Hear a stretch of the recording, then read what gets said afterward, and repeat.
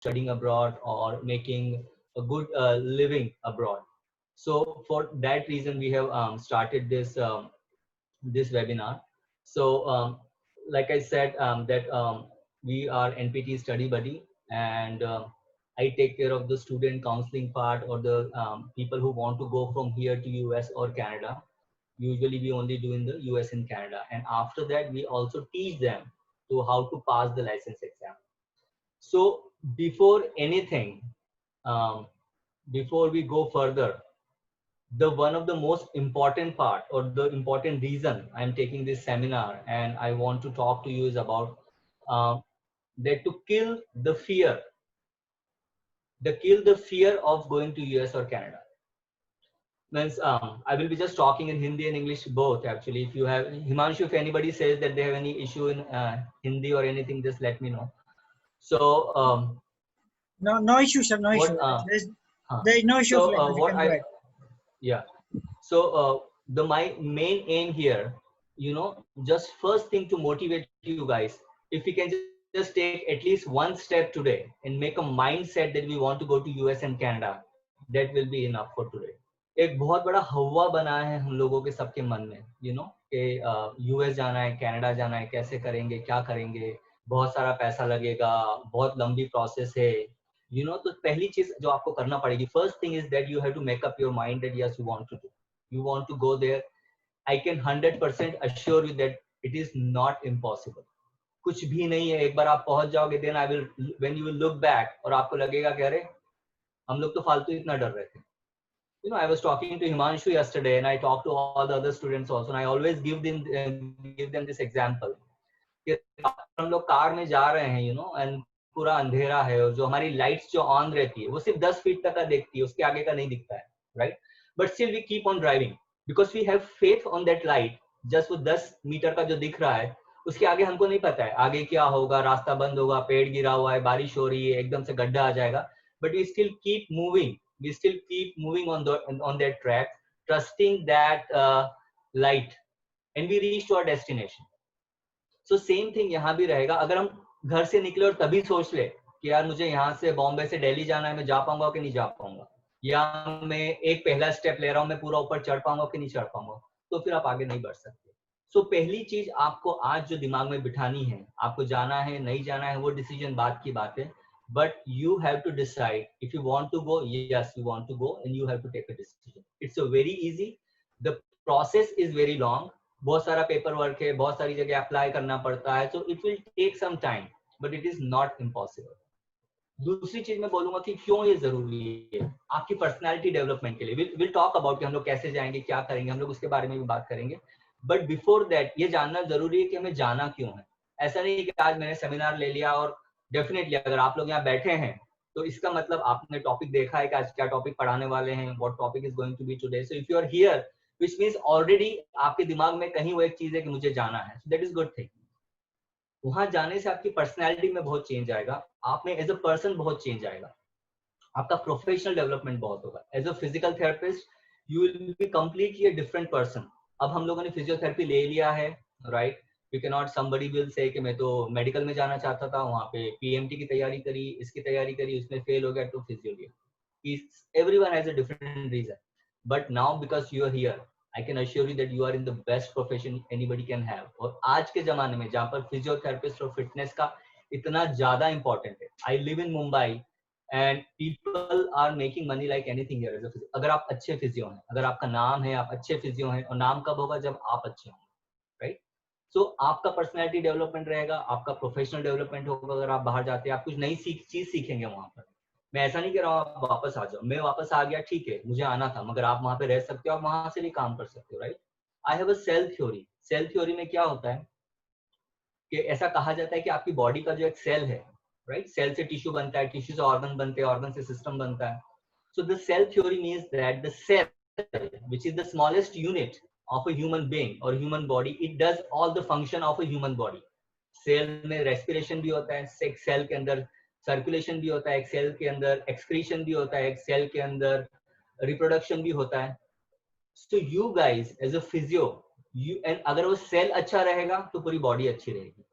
So you guys as a physio, you are the cell of physiotherapy, profession. अगर आप develop करोगे तो आपका प्रोफेशन डेवलप करेगा, अगर आप कमाओगे तो आपका प्रोफेशन कमाएगा, अगर आपका नाम होगा तो आपके प्रोफेशन का नाम होगा।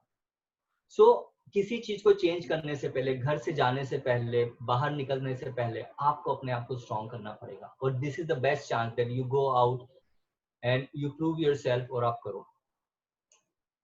दूसरा सबसे बड़ा इंपॉर्टेंट चीज मैं बता रहा हूँ, फाइनेंशियल स्टेटस। अभी हो सकता है हम लोग एक उस स्टेज पे हैं that we don't even have the money to go to US और कनाडा। हमारे पास पैसा नहीं होगा, हमारे पेरेंट्स के पास नहीं होगा कि we can apply for this, right? You won't believe, जब मैंने अप्लाई करा था आज से 14 साल पहले, 2006 में, when I applied for the US, my father did not have enough money in the account to show, because आपको कभी कुछ कुछ पैसा शो करना पड़ता है कि आपके पास कम से कम इतना पैसा तो है। My father did not have that amount of money. मेरे जो फैमिली वाले थे, they helped us and then when they show the money and all. And आज मैं आपको कह सकता हूँ कि आज मैं कहीं कहीं जाता हूँ, जितना पैसा मेरे फादर ने पूरी शायद अपनी पूरी जिंदगी में नहीं कमाया होगा। That's where I am right now. आपका पूरा फाइनेंशियल स्टेटस चेंज हो जाएगा। That one step can change not only your financial status, but the financial status of whole of your family and the generation to come. मेरे एक professor थे, वो हमेशा बोलते थे कि आपका जन्म किस परिवार में हुआ है वो आप पे डिपेंड नहीं करता है, मगर आपके आने वाली जनरेशन का जन्म कैसे परिवार में होगा वो आप पे डिपेंड करता है। आज तक जो भी हुआ, you can change it with this one step. आपका स्टेटस, आपकी फैमिली का स्टेटस, आपका पूरा सोशल स्टेटस चेंज हो जाता है। और हम लोग आगे इस बारे में बात करेंगे, but just to let you know, just to begin with, कि एक फिजियोथेरेपिस्ट यूएस और कनाडा में कितना कमाता है पैसे। The minimum job after you pass the licence exam आपको मिलेगा विल बी $70,000, $75,000। कभी कभी किसी किसी जगह पर बहुत भी हो जाता है। किसी किसी छोटे गांव में अगर आप जाकर फिजियो बनते तो आपको ज्यादा पैसा भी मिल सकता है, क्योंकि गांव में कोई जाना नहीं चाहता है। बट डेफिनेटली हमको उससे क्या फर्क पड़ता है, हमको पैसा कमाना है। $70,000, $80,000 आप आज का कन्वर्जन रेट भी करके देखोगे तो 7 7 49, 50 लाख रुपए साल भर के। मैं पूरी जिंदगी के नहीं बोल रहा हूँ, 50 लाख रुपए साल भर के। उसमें लोग बोलते हैं यूएस में खर्चा होता है, ठीक है खर्चा होता है। 50 लाख में से हो सकता है आपको टैक्स वैक्स सब कट के आपके हाथ में 40 लाख आएगा। 40 लाख में आप कितना खर्च करोगे? 20 लाख खर्च कर दोगे। आपका रेंट है, ये है, वो है, फैमिली है, बच्चे हैं, सब में कितना खर्च कर दोगे? आपका एजुकेशन लोन चुका दोगे। उसके बाद भी आपके पास 15 से 20 लाख रुपए हर साल का बचेगा। और ये मैं बता रहा हूँ कि जब आप खूब खुल कर खर्चा करो, अगर आप बचाते हो और आप सब करते हो तो मतलब you can even save more money actually. और एक एक शब्द में जो बोल रहा हूँ इसमें कुछ भी, I am not exaggerating anything. आपके जो फ्रेंड्स यूएस में हैं या कनाडा में हैं, you ask them how much money they are making. They are making, everybody is making good money. So this is the reason, first thing I want to tell you that this is the scenario. ये आपको मिलता है जब आप US जाते हो, और आपको एक मन से एक भय निकाल देना है। अगर आप कुछ भी, अगर मान लीजिए स्टूडेंट लोन लेते हैं, कुछ लेते हैं, मैंने अपना स्टूडेंट 1 साल लोन 1 साल के अंदर चुका दिया था। मेरी फर्स्ट ईयर की जॉब के अंदर मैंने पूरा अपना स्टूडेंट लोन चुका दिया था। सो आप लोग भी कर सकते हैं। I was not a very, मतलब बहुत क्लास में कोई मैं बहुत एकदम टॉपर स्टूडेंट नहीं था। I was in top 10 top 15, ठीक है, कभी फेल नहीं हुआ, but yes, but I was a very hard working. So आप सभी भी ये सारी चीजें कर सकते हैं। मैं हमेशा कहता हूँ, if I can do, anybody can do it.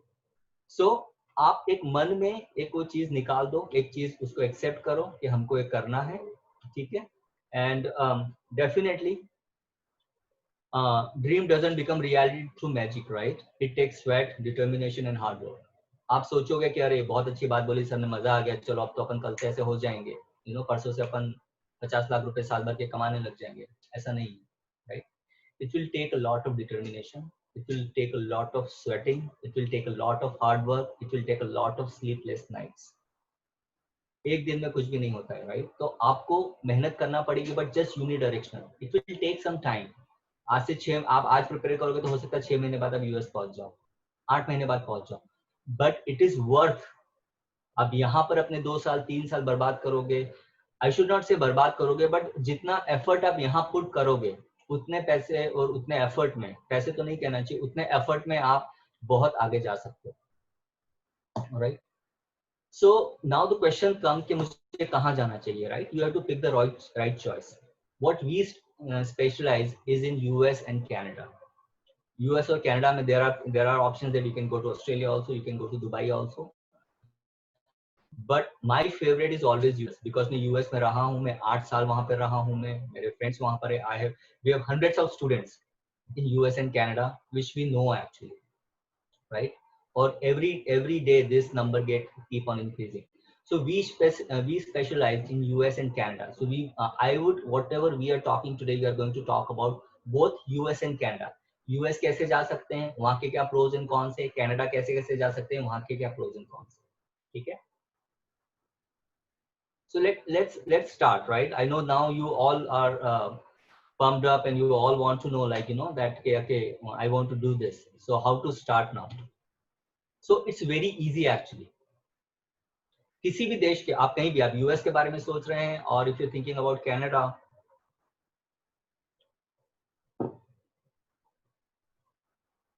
सिर्फ दो चीज करना है. एक तो उस कंट्री में जाना है और उस कंट्री का लाइसेंस एग्जाम पास करना है, राइट? इन दो चीजों के ऊपर आपका पूरा खेल डिपेंड करता है. नाउ एक चीज मैं आपको समझा देता हूँ, licence exam. What is the meaning of licence exam, right? Country में कैसे जाना है, we can go to the student visa, we can go to the, there are other kind of visas you can go. उसके बाद आता है कि आप पहुंच गए वहां पे, विल टॉक अबाउट दैट कि क्या क्या तरीके हैं यूएस और कनाडा जाने के. Second thing is the licence exam को पास करना. तो यू नीड टू अंडरस्टैंड कि लाइसेंस एग्जाम ऐसा नहीं है कि आप किसी दूसरी कंट्री से, because you are going to US and Canada, so only आप लोगों को लाइसेंस एग्जाम देना पड़ेगा, ऐसा नहीं है. यूएस, कनाडा, ऑस्ट्रेलिया, सभी जगह के ऐसे नियम है कि इवन द यूएस सिटीजन जिन्होंने वहीं से फिजियोथेरेपी करा है, उन लोगों को भी लाइसेंस एग्जाम देना ही पड़ता है. हमारे यहाँ के जैसा वहां पर सिस्टम नहीं है कि हमने 4 साल फिजियोथेरेपी करा, 4.5 साल हमारे हाथ में डिग्री आई and we will start working, ऐसा नहीं है. Even though you are US citizen और यू आर कैनेडियन सिटीजन, आपने वहीं से पढ़ाई करी है, you are a physiotherapist, even though everybody after the 4th year, 4.5 years, once you pass your college exam and everything, you have to take one more license exam at the country level. Then when you pass in that license exam, then only you can touch the patient. उससे होता क्या है कि it doesn't matter कि आपने physiotherapy 10 साल में करी है, आपने फिजियोथेरेपी में हर साल फेल होकर आपने करा है, और you are the topper of the class or the university, doesn't matter. After that license exam, everybody at the same level. So अगर आपने जैसे तैसे करके मतलब थक करके और 10 साल में फिजियोथेरेपी पास करी है, फिर भी आपको लाइसेंस एग्जाम पास करना पड़ेगा, और अगर आप लाइसेंस एग्जाम पास करोगे, it means you will study for it. So आपका लेवल भी उन्हीं लेवल के बराबर हो जाएगा कि जितना आपको एक पेशेंट को देखने के लिए चाहिए. सो लाइसेंस एग्जाम आप समझो ऐसा नहीं कि हम लोग यहाँ से जा रहे हैं तो हमको लाइसेंस एग्जाम देना है. यूएस में, कनाडा में, उन कंट्रीज में हर किसी को लाइसेंस एग्जाम देना जरूरी है. Even though you have done your degrees, even though you have pass everything सब आपके हाथ में, but without licence exam you can not touch a patient, right? और once you pass the exam, I can 200% assure you that you will not have to find the job. Job will find you. There is so much of demand of physical therapists in US and Canada, right? Now let's talk about the US first, right? और हाँ, इन दोनों चीजों के लिए हम we do the online counseling also कि कैसे जाना है, and once you get there then we do the online classes also कि आपको लाइसेंस एग्जाम कैसे पास करना. Let's talk about the US first. So आप US दो तरीके से जा सकते हैं, या तो आप स्टूडेंट वीजा पे जाओ या आप टूरिस्ट वीजा पर जाओ, राइट? जब हम लोग स्टूडेंट वीजा पर जाते हैं, सो हम लोग, यह आता है कि हम लोग कौन सा कोर्स हम लोग ले सकते हैं, राइट? तो अभी सभी के मन में बहुत आ रहा है कि हम लोगों को डीपीटी करना चाहिए क्या, right? Should we do the DPT actually? So अभी आ रहा है कि यूएस में डीपीटी हो गया है, हर तरफ डॉक्टरेट इन फिजिकल थेरेपी है, so should we take the admission in DPT? You need to understand that DPT is nothing but their BPT program. US में बैचलर्स ऑफ फिजियोथेरेपी के नाम से कोई भी प्रोग्राम है ही नहीं, राइट? सो अगर आप डीपीटी, और वहां पर नहीं मास्टर्स कोर्सेस होते हैं, कुछ यूनिवर्सिटीज, कुछ हॉस्पिटल्स अपने फेलोशिप और मास्टर प्रोग्राम करते हैं, बट यूएस में मास्टर्स इन फिजिकल थेरेपी जैसे प्रोग्राम्स नहीं है. पहले होते थे, अभी नहीं है कुछ. So DPT is nothing but your BPT. आप डीपीटी करके कुछ भी नया नहीं सीखने वाले हो. अगर आपने यहाँ से बीपीटी करा है और अगर आप डीपीटी में जाके एडमिशन ले रहे हो, I am saying DPT, doctorate in physical therapy, so वो अपने फिजियोथेरेपी प्रोग्राम को डॉक्टरेट इन फिजिकल थेरेपी बोलते हैं, हम लोग बैचलर्स इन फिजिकल थेरेपी बोलते हैं, वो लोग डॉक्टरेट इन फिजिकल थेरेपी बोलते हैं। तो उसमें आप कुछ भी नया नहीं सीखने वाले। और दूसरी चीज, डीपीटी में, डीपीटी की फीस बहुत ज्यादा है because it's a proper physiotherapy programme. ऐसा नहीं है कि बीपीटी के बाद का मास्टर्स डिग्री है या 1-2 साल का सर्टिफिकेट है, वो एक प्रॉपर फिजियोथेरेपी प्रोग्राम है। डीपीटी की फीस गो $70,000 to $80,000, जो कि बहुत महंगी है। 30-40 लाख रुपए, मतलब मैं कहूंगा कि अगर आपके पास 30-40 लाख रुपए हैं तो आप यूएस क्यों जा रहे हो, यहीं पे अच्छा चेन ऑफ द क्लिनिक खोलो and enjoy your life here, right? तो we don't have that kind of money. So अपने मन से डीपीटी आप निकाल दो।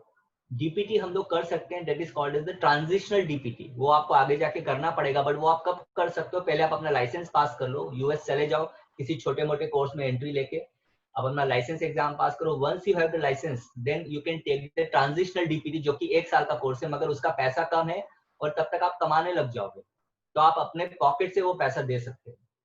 ठीक है, आपको अपने फैमिली पे किसी पे कुछ भी फाइनेंशियल बर्डन नहीं आएगा। तो स्टूडेंट वीजा पे हम लोग कैसे यूएस जा सकते हैं? You take the admission for a small courses, 1.5 साल के 2 साल के कोर्सेज है, जैसे masters in exercise science, masters in exercise physiology, masters in kinesiology. ये ऐसे 2-2 साल के कोर्सेज हैं जो कि आपको एडमिशन मिल जाएगा आसानी से, उसके अंदर आपको यूएस जाने की एंट्री मिल जाएगी, राइट? आपको वहां पर आप पास करोगे तो आपका डिग्री वैल्यूएशन होता है वहां पे, तो उसमें आपको हेल्प मिलेगी उस कोर्सेज से, और उसके बाद में आप सीधा आप अपनी लाइसेंस पास करके आप काम कर सकते हो। बहुत सारे का क्वेश्चन रहता है कि क्या हम लोग सीधा वर्क वीजा पे यूएस नहीं जा सकते? मैंने तो यहाँ से मास्टर्स कर लिया है और मुझे अभी पढ़ाई नहीं करनी है, I want to go to US directly on the work visa. सीधा अगर मैं मान लो मैं टूरिस्ट वीजा पे यूएस जाता हूँ, मैं घूमने के एक वीजा पे यूएस जाता हूँ और उसी बहाने में वहां की एग्जाम दे के आ जाता हूँ, मैं लाइसेंस एग्जाम पास कर लेता हूँ, तो क्या अब मुझे सीधा जॉब मिल जाएगा यूएस में? मिल सकता है, बिल्कुल मिल सकता है, मगर उसका सबसे बड़ा डिसएडवांटेज मैं आपको बताता हूँ, and this is very important. आप सबको ये चीज समझ में आनी चाहिए, ये चीज दिमाग में घुस जानी चाहिए कि सीधा वर्क वीजा यूएस में हम लोग लेते हैं, उसमें क्या प्रॉब्लम है। वर्क वीजा जो यूएस का रहता है उसको हम लोग H1 या L1 वीजा बोलते हैं, स्टूडेंट वीजा को F1 बोलते हैं। तो आप उसके बाद आप उस डिटेल में मत जाइए। अभी यूएस में जो वर्क वीजा जो फाइल होता है, जैसे मुझे काम करना है तो मैं गवर्नमेंट को अप्लाई करूंगा कि मुझे काम मिल गया है और अभी मुझे वर्क वीजा के लिए अप्लाई करना है। वर्क वीजा अप्लाई होता है मार्च और अप्रैल के महीने में, मार्च और अप्रैल में वर्क वीजा अप्लाई होता है। अगर आपका वर्क वीजा अप्रूव हो गया तो आपको काम करने की परमिशन देती है अक्टूबर से। बहुत इंपॉर्टेंट बात है, आप मार्च और अप्रैल में आपने वर्क वीजा अप्लाई कर दिया, मई जून तक आपको पता चल गया कि आपका वर्क वीजा अप्रूव हुआ है कि नहीं हुआ है। अगर आपका वर्क वीजा अप्रूव हो गया तो उनके नियम के मुताबिक आप अक्टूबर से ही काम कर सकते हो, उसके पहले काम नहीं कर सकते। उसका सबसे बड़ा डिसएडवांटेज क्या है कि जैसे मान लीजिए कोई हॉस्पिटल है, कोई कंपनी, उसने आपको जॉब दे दिया एज अ फिजियोथेरेपिस्ट। अभी उसको पता चलेगा कि आपको वर्क वीजा अप्लाई करना है, तो पहले तो उसको वर्क वीजा के लिए अप्लाई करना पड़ेगा, एम्प्लॉयर हैज टू पे फॉर इट एक्चुअली। सो वो आप उसने आप पे सब आप पे खर्च करे, सब आपका वर्क वीजा अप्लाई करा, सब करा, मगर अब उसको पता चल रहा है कि यार इसका वर्क वीजा तो मैंने अप्रैल में अप्लाई कर दिया और ये काम मेरे लिए अक्टूबर से करना शुरू करेगा, तो ये 6 महीने में क्या करूंगा विदाउट फिजियोथेरेपिस्ट? आप समझ रहे हैं? सो सीधा वर्क वीजा अप्लाई करने में ये प्रॉब्लम है, ये हमेशा रहता है यूएस का प्रॉब्लम। मगर अगर आप स्टूडेंट वीजा पर गए हुए हैं, अगर आप स्टूडेंट वीजा पर गए हैं यूएस में, और प्रोसेस तो वर्क वीजा का वही है, मान लीजिए आपने अपना ग्रेजुएशन दिसंबर या कभी खत्म कर लिया, आपके 2 साल पूरे हो गए स्टडीज के, आपने लाइसेंस एग्जाम पास कर लिया, आपको कंपनी ने वो दे दिया, आपको क्या बोलते हैं, आपको जॉब दे दिया, कंपनी बोल रही ठीक है हम वर्क वीजा पे अप्लाई करेंगे, पर आप काम कैसे करोगे? तो स्टूडेंट वीजा का जो सबसे बड़ा फायदा है that is called as the OPT. आप ये जो नीचे ओपीटी एक लिखा हुआ दिख रहे हैं, OPT is the optional practical training, OPT is the optional practical training. उसका मतलब है कि जो जो लोग स्टूडेंट वीजा पर यूएस में आए हैं, डिफरेंट डिफरेंट कॉलेज के डिफरेंट डिफरेंट नियम रहते हैं, 1 साल से लगाकर 3 साल तक आप उस स्टूडेंट वीजा पर काम कर सकते हैं। विच मीन्स दैट कि अगर आपका अप्रैल में H1B visa work visa file करा है और आप काम करना शुरू कर सकते हो उस पर अक्टूबर पे, मगर मार्च से लगाकर अक्टूबर तक वो 6 महीने भी आप अपने स्टूडेंट वीजा पर काम कर सकते हो ओपीटी के ऊपर, तो फिर एम्प्लॉयर को कोई दिक्कत नहीं होगी। कि ठीक है मैं अप्रैल में आपका फाइल कर रहा हूँ, आप अक्टूबर से आपका H1B शुरू हो जाएगा, अभी से अक्टूबर तक आप OPT पे काम कर लो। समझ रहे हो? तो this is the very important thing to understand, need to understand कि आपको F1 वीजा पर जाना यूएस में क्यों जरूरी है। बहुत सारी जैसे दूसरी कंपनीज रहती हैं कि कंप्यूटर वाले हैं या वो हैं, तो उनकी तो कंपनी अप्लाई करती है ना, उनको कुछ फर्क नहीं पड़ता, वो अप्रैल में अप्लाई करेंगे, आप अक्टूबर से काम शुरू करना करो, उन लोगों के सीधा वर्क वीजा हो जाता है। फिजियोथेरेपिस्ट का एक ऐसा जॉब है कि आप उनको अगर एक फिजियो आज चाहिए तो उनको आज ही चाहिए, 1-2 महीने के लिए वो वेट कर सकते हैं, बट 6 महीने तक जनरली कंपनीज वेट नहीं करती। मैं यूएस में था, मैंने 8 साल काम किया है, I was the programme director, मैंने बहुत सारे लोगों को हायर किया, सो आई नो दिस कि none of the company wait for it कि हम 6 महीने रुकेंगे आपके लिए। सो आई थिंक यूएस जाने का जो सबसे इजी तरीका है वो है आप F1 वीजा पे जाओ। उसमें फिर बहुत सारी डिटेलिंग है कि आप कैसे अप्लाई करते हो, कौन से प्रोग्राम के लिए आप अप्लाई करते हो, और कितने साल का आपको मिलता है। एक बार जब आपको स्टूडेंट वीजा मिलता है तो 5 साल का मिलता है आपको सीधा। और उसके बाद में आपको अपना क्रेडेंशियल इवैल्यूएशन, सो मान लीजिए कि आप चले भी गए वहां पर, एक्सक्यूज मी गाइस, मान लीजिए आप यूएस चले भी गए, राइट, तो हमारा जो डिग्री रहता है यहाँ का, उसको हमको वहाँ पे इवैल्यूएट कराना पड़ता है। तो मान लीजिए आपने एक्सरसाइज फिजियोलॉजी में किसी में एडमिशन ले लिया यूएस जाके, आपकी मास्टर्स डिग्री साथ साथ चल रही है, और आपको अब है कि मुझे अभी मतलब एग्जाम देना है, लाइसेंस एग्जाम देना है, और मुझे फिजियोथेरेपिस्ट में जाना है। तो आपका एक FCCPT का एक इवैल्यूएशन होता है कि आपकी जो डिग्री है यहाँ से वो यूएस में आपको भेजना पड़ेगी, आपके कॉलेज सीधा भेजेंगे आपकी डिग्री, आपका ट्रांसक्रिप्ट, और वो इवैल्यूएट करेंगे कि आर यू कॉम्पिटेंट इनफ, आपकी डिग्री हमारे यहाँ के फिजियोथेरेपी प्रोग्राम के बराबर है कि नहीं, वो आपको देखेंगे। फिर आपको एक वो आपके हो सकता है उसमें क्रेडेंशियल लैक आए कि आपका फिजिक्स नहीं है, आपके इसमें केमिस्ट्री नहीं है, आपके इसमें ऐसे बहुत सारी चीजें रहती हैं। तो जो आप मास्टर्स प्रोग्राम जो यूएस में कर रहे हो एक्सरसाइज फिजियोलॉजी का, आप हर साल का उसका भी वो भेज सकते हो, क्योंकि फर्स्ट सेमेस्टर में मैंने ये बायोमैकेनिक्स पढ़ा है, ये पढ़ा है, तो ये मेरी उसकी डिग्री है। तो क्या होता है, आपका एक फाइल नंबर वहां पर खुल जाता है कि जैसे I can see the name, जैसे कि मान लीजिए विधि शर्मा है या शिवराज सिंह है या प्रियंका मेहता है, कि मेरा वहां पर एक आपका एक नंबर खुल गया वहां पर, okay this is Vidhi Sharma file. अभी इसका फिजियोथेरेपी का इंडिया का डिग्री आ गया है, मगर इसको ये चीज लैक है। 2 महीने बाद पता चला कि अरे इसने मास्टर्स का फर्स्ट सेमेस्टर का भी डिग्री करा है, देखो उसमें से कुछ डिलीट हो रहा है, तो उसमें से कुछ काम आ रहा है, तो ऐसे ऐसे आपके क्रेडिट भी कंप्लीट होते जाते हैं। By the time you do your masters, आपका क्रेडेंशियल इवैल्यूएशन भी हो जाता है, then you get the ATT के यस अभी आप एग्जाम ले सकते हो, आप एग्जाम लो, एग्जाम की प्रिपरेशन करो, आप आपका एग्जाम पास करो।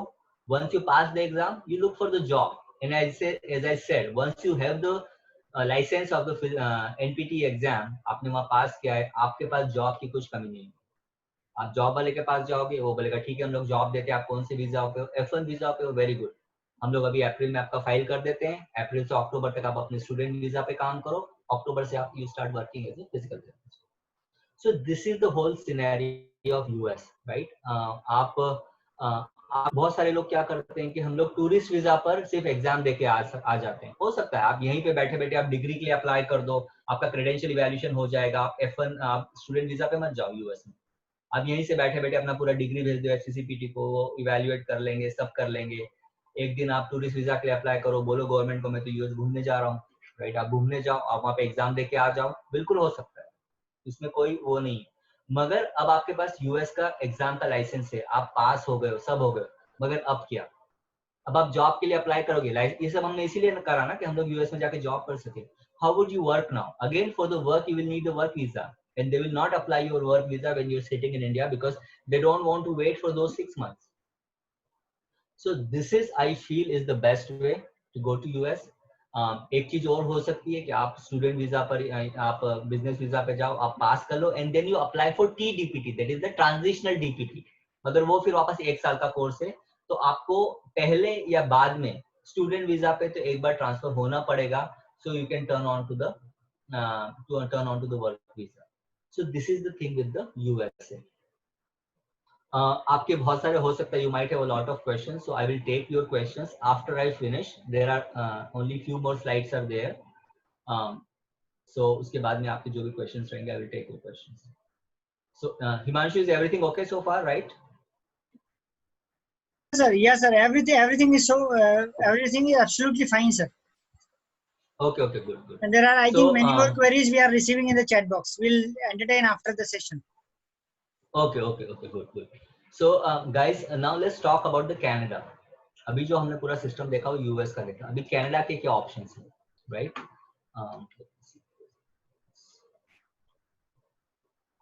हम लोग इस चीज पर बाद में आएंगे कि यूएस के क्या फायदे हैं, कनाडा के क्या फायदे हैं, कनाडा के क्या फायदे हैं, यूएस के क्या फायदे हैं, विल टॉक अबाउट दैट।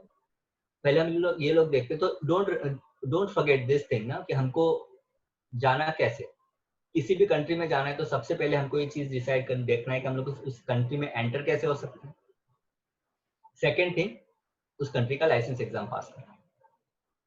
तो हम लोगों ने देखा कि हम लोग यूएस में कैसे एंटर हो सकते हैं, वहाँ का लाइसेंस कैसे पास कर सकते हैं। Let's talk about the Canada now, how can you enter into the Canada. तो कनाडा में जो घुसने का जो एक सबसे इजी तरीका है, that is the express entry they call it. Canadian government, Canada is more open actually. Canada वाले बहुत लोगों को बुलाना चाहते हैं अपनी कंट्री में, राइट? यूएस में वैसा नहीं है, Canada is more open. So what they have done is that they have started an express entry PR program.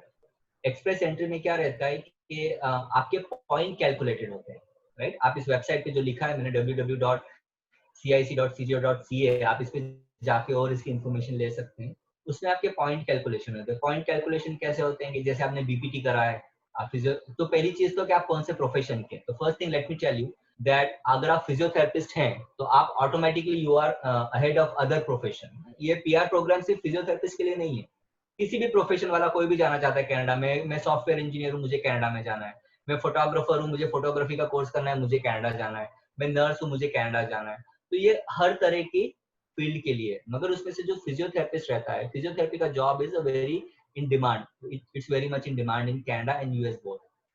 तो पहली चीज, आप फिजियोथेरेपिस्ट है तो ऑलरेडी आपके कुछ पॉइंट उसमें आपको आगे बढ़ा देते हैं। फिर आपका प्रोफेशन के बाद एजुकेशन, आपने बीपीटी करा है तो आपको कुछ पॉइंट्स मिलेंगे। अगर आपने ऑलरेडी यहाँ से मास्टर्स किया हुआ है, इट इज इवन बेटर कि आपको मास्टर्स इन फिजियोथेरेपी करा है तो आपको और दूसरे पॉइंट आपके और आके ऐड हो जाएंगे। आपका वर्क एक्सपीरियंस कितना है, मास्टर के साथ आपका क्या कुछ वर्क एक्सपीरियंस है, या बीपीटी के साथ कुछ वर्क एक्सपीरियंस है, उसके आपके पॉइंट ऐड होंगे। आपके स्पाउस, अगर आप मैरिड हैं, आपकी वाइफ या आपके हस्बैंड क्या करते हैं, that is also very important. मान लीजिए आपका हस्बैंड भी फिजियोथेरेपिस्ट है, आपकी वाइफ भी फिजियोथेरेपिस्ट है, so that is again a very good advantage कि आपके जितने पॉइंट जुड़ रहे हैं उतने उतने आपकी वाइफ के भी पॉइंट जुड़ेंगे, तो आपकी दोनों की फाइल को वो और आगे बढ़ा देगा। मान लीजिए आपकी वाइफ या आपके हस्बैंड हो सकता है कंप्यूटर इंजीनियर हो, राइट? या हो सकता है उन्होंने कुछ और किया हो, या हो सकता है उन्होंने सिर्फ बीकॉम और बीए किया हो, तो फिर आपके पॉइंट थोड़े कम हो जाएंगे।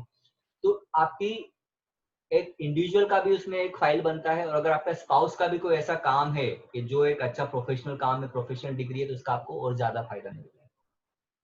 इसमें होता क्या है कि फिर जब आपके पॉइंट जुड़ते जाते हैं तो कैनेडियन गवर्नमेंट हर साल एक कट ऑफ पॉइंट निकालती है। जैसे ये स्लाइड मैंने शायद 1-1.5 साल पहले बनाई थी, तो उस समय 460 के अराउंड कुछ रहा होगा, तो अभी हर साल वो कुछ कुछ चेंज होता रहता है। अगर आप उस कट ऑफ पॉइंट के ऊपर चले गए, अगर आपने उनका एक बार वो कर लिया कि, और ये आप जब इस वेबसाइट पे जाएंगे तो इसमें यू एंटर एवरीथिंग, आपको पता चल जाएगा कि आप उस ब्रैकेट में है कि नहीं है। तो अगर आप उस कट ऑफ पॉइंट के ऊपर आ गए तो वो आपका नाम निकाल के एक लॉटरी की बास्केट में डाल देंगे कि चलो शिवराज सिंह का नाम इसके अंदर डाल दो, या प्रियंका मेहता ने सारे क्रेडेंशियल ऊपर कर लिए तो इसका नाम इसके अंदर। सॉरी गाइस, मुझे जो स्क्रीन पे नाम दिख रहे हैं उन्हीं के नाम बोल रहा हूँ, सो डोंट गेट ऑफेंडेड कि मैं बाकी के नाम नहीं दिख रहा हूँ। सो जिनके भी जो भी लोग हैं फॉर एग्जाम्पल, उनका नाम उस बास्केट के अंदर आ जाएगा।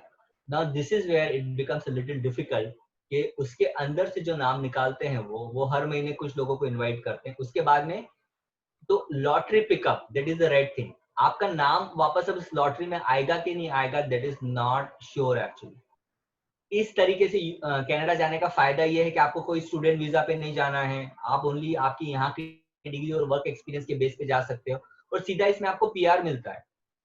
पीआर परमानेंट रेसिडेंसी, मतलब कि अगर आप इसमें लॉटरी में पिकअप हो गए तो वो लोग आपको इनवाइट करेंगे, इनवाइट टू अप्लाई। उसके बाद there is a lot of paper work they will ask कि आपका आपका क्या है, आपका इतने साल का इनकम टैक्स रिटर्न बताओ, आपने जो बोला है कि मैंने बीपीटी करा है, एमपीटी करा है, सच में करा के नहीं करा, उसकी डिग्री भेजो, आपके स्पाउस की डिग्री भेजो। आप बोल रहे हो कि मेरा इतना वर्क एक्सपीरियंस था तो उसका मुझे लेटर बताओ कि आपका क्या वर्क एक्सपीरियंस रहा है। So they will ask all those things, right? आपका यहाँ पर कोई क्रिमिनल रिकॉर्ड तो नहीं है, तो वो सारी चीजें, means there is a lot of paper work they will ask, and when they say that everything is clear, they will ask you to come to the country, and that is the PR you are getting. उसमें भी दो चीज रहती है, open PR and the provincial. आप देख रहे हैं ना सबसे ऊपर, तो एक ओपन पीआर जो कि पूरी कंट्री के लिए ओपन है, कनाडा के किसी भी राज्य में आप जा सकते हो। और एक प्रोविंशियल इज दैट कि कनाडा के जो एक एक राज्य, उन लोगों ने भी अपने कुछ क्राइटेरिया बना रखे हैं, राइट। कुछ राज्य ऐसे हैं कि जहां पर बहुत ज्यादा बर्फ गिरती है, वहां पे कोई जाना नहीं चाहता है, तो उन लोगों ने बहुत इजी बना के रखा है, राइट। कोई कोई राज्य ऐसे कि जहां पर बहुत ज्यादा सैचुरेशन है, बहुत ज्यादा फिजियोथेरेपिस्ट है, तो उन राज्यों ने अपना कुछ डिफिकल्ट करके रखा है। तो राज्यों के भी कुछ कुछ वहां पर अलग अलग क्राइटेरियाज रहते हैं। बट ओवरऑल आप दो तरीके से जा सकते हो, मतलब आप ओपन में अप्लाई करो, वो पूरे कनाडा को कंसिडर करेगा, और आप या तो प्रोविंशियल में जाओ। अगर आप किसी राज्य में, जैसे मान लो आप एक जगह चले गए जहां पर बहुत बर्फ गिरती है, मगर आपको लग रहा था कि नहीं यार इसने मुझे आने दिया तो ठीक है, अपने को क्या फर्क पड़ रहा है कि मैं महाराष्ट्र में काम कर रहा हूँ कि जम्मू कश्मीर में काम कर रहा हूँ, मुझे तो पैसे चाहिए। तो आप ठीक है चले गए वहां पर काम करने जहां पर बहुत बर्फ गिरती है। उसमें भी आप 2 साल के बाद में आप अपनी जगह को चेंज कर सकते हो, राइट। तो 2 साल तक आपने वहां पे सर्विसेज दी, बिकॉज उस राज्य ने आपको बुलाया, आपने वहां पर काम किया, नहीं मुझे नहीं जम रहा है, बहुत ठंड है, ऐसा है वैसा है, मुझे वापस किसी दूसरे स्टेट में जाना है, you can transfer it, but it takes some time. So इसका जो सबसे बड़ा फायदा है, वो फायदा ये है कि आपको सीधा आपको पीआर मिलता है, मतलब परमानेंट रेसिडेंसी। अब आपके ऊपर कोई वीजा रिस्ट्रिक्शन नहीं है, आप कुछ भी काम कर सकते हैं। आप एज ए फिजियोथेरेपिस्ट वहां पर गए और आपने देखा कि यार अभी तो मेरा लाइसेंस एग्जाम पास नहीं हो रहा है, मेरी प्रिपरेशन नहीं है, के काम कर सकते हो। आप एज ए फिटनेस एक्सपर्ट काम कर सकते हो, आप किसी गेस्ट स्टेशन पे काम कर सकते हो, आप कुछ भी काम कर सकते हो, because you equal to their green card. Citizenship नहीं है, citizenship is something different, this is a permanent residency. आप सिर्फ वहां पे वोट नहीं दे सकते, सारे काम कर। स्टूडेंट वीजा में और वर्क वीजा में क्या रहता है कि आप उस वीजा की जो रिस्ट्रिक्शन है वही कर सकते हो। अगर आप एज ए फिजियोथेरेपिस्ट गए तो आप एज ए फिजियोथेरेपिस्ट के काम कर सकते हो, आप कुछ भी इधर उधर और कुछ काम नहीं कर सकते। यूएस में भी ऐसे ही, अगर एज ए फिजियोथेरेपिस्ट आप वर्क वीजा पे गए हो तो आप सिर्फ एज ए फिजियोथेरेपिस्ट ही काम कर सकते हो, आप कुछ और काम नहीं कर सकते। आपने सोचा कि मैं तो फिजियोथेरेपिस्ट बन के आया हूँ और एक काम करता हूँ, मैं कल से ये पेट्रोल पंप खरीद लेता हूँ और मैं ये करने लग जाता हूँ क्योंकि इसमें ज्यादा पैसा है। आप ऐसा नहीं कर सकते। मगर once you have the PR you can do anything. आप चाहो तो आप